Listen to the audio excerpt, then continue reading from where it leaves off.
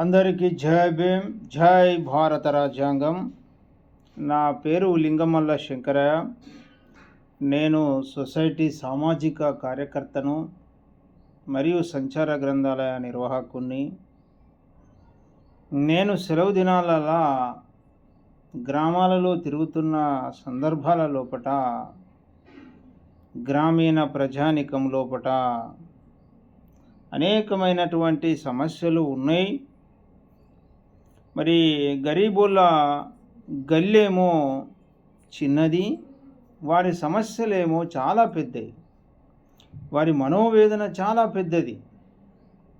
వారు చెప్పుకోలేనటువంటి విధంగా కూడా బాధపడుతూ ఉంటున్నారు.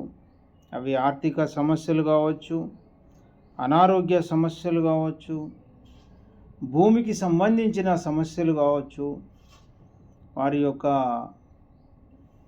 ఇరుగు పొరుగు వాళ్ళ నుంచి ఎదురయ్యే సమస్యలు కావచ్చు. చాలా సమస్యలు వారిలో ఉన్నాయి. సో నేను గమనించినటువంటి ప్రధాన సమస్య ఏంటంటే, ఈ దేశంలో, ఈ రాష్ట్రం లోపల, విభిన్న ప్రాంతాలలో, విభిన్న గ్రామాల లోపల నేను గమనించినటువంటి సమస్యలు ఏంటంటే, గరీబుల గల్లేమో చిన్నది, వారి లొల్లి పెద్దది, వారి సమస్యలు పెద్దవి. ఆ గరీబుల యొక్క చేతుల్లో కొద్ది మొత్తములే భూములు ఉంటున్నాయి. తరతరాలుగా భూములపైన వాళ్ళు వ్యవసాయం చేసుకొని జీవనాన్ని కొనసాగిస్తూ ఉన్నారు. రెక్కాడితే కానీ డొక్కాడనటువంటి కుటుంబాలు మరి ఆ భూముల మీద తాతలు తండ్రుల నుంచి వ్యవసాయం చేస్తున్న సందర్భాల లోపట మోక మీద వాళ్ళు ఉంటున్నారు, కానీ వారి చేతుల్లో పట్టాదారు పాస్బుక్లు లేవు. ఆన్లైన్లో వాళ్ళ యొక్క రికార్డ్ అనేది లభ్యం లేదు. ఈ క్రమం లోపల అందరికీ రైతు బంధు వస్తూ ఉంటే గరీబ్ వాళ్ళు ఎదురు చూస్తూ ఉన్నారు. మాకు కూడా రైతు బంధు వస్తే బాగుండు, మాకు భూమి ఉంది కానీ పట్టాదారు పాస్బుక్ లేదని చెప్పేసి వాళ్ళు కొద్దిగా మదన పడుతూ ఉన్నారు. ఇతరులను పోల్చుకుంటున్నారు. పలానోళ్ళకు రైతు బంధు వచ్చింది, మాకు వస్తలేదు, పలానోళ్ళకు రైతు బీమా వచ్చింది, మాకు వస్తలేదు అనే బాధను వాళ్ళు వ్యక్తం చేస్తూ ఉన్నారు. అయితే ఈ క్రమంలో వాళ్ళు చేయని ప్రయత్నం అంటూ కూడా లేదు. చాలా ప్రయత్నాలు చేస్తూ ఉన్నారు. వాళ్ళు గ్రామ స్థాయి లోపల ఉన్నటువంటి కార్యదర్శిని కలుస్తూ ఉన్నారు, మండల స్థాయి కలుస్తున్నారు, డివిజన్ స్థాయి కలుస్తున్నారు, జిల్లా స్థాయి కలుస్తున్నారు. కానీ వారి సమస్యలు కొన్ని పరిష్కారం దొరుకుతున్నాయి, కొన్ని దొరకడం లేదు.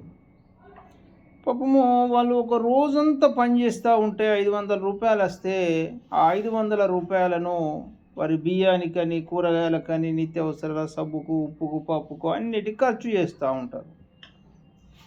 మళ్ళీ ఏదైనా కార్యాలయం చుట్టూ వెళ్ళాలి అంటే మళ్ళీ అప్పు తీసుకొని వస్తూ ఉన్నారు. మరి అప్పు పెరుగుతూ ఉంది, సమస్యలు తీరడం లేదు. కనుక మరి పేద ప్రజల కన్నుల్లో ఆనందం మనము గమనించాలి అంటే, వాళ్ళ మనోవేదనను మనము గౌరవించాలి అంటే, మరి వారి సమస్యలను మనము తీర్చక తప్పదు. మరి ఇంతకుముందు నేను చెప్పినట్టుగా పాపం వాళ్ళ గల్లెమో చిన్నగా ఉంది, కానీ ఆ గరీబుల ఆవేదన చాలా పెద్దది. వాళ్ళ ఆవేదనను మానవత కోణంలో కనుక మనము ఆలోచన చేస్తే చాలా మట్టుకు పరిష్కారాలు దొరుకుతాయి.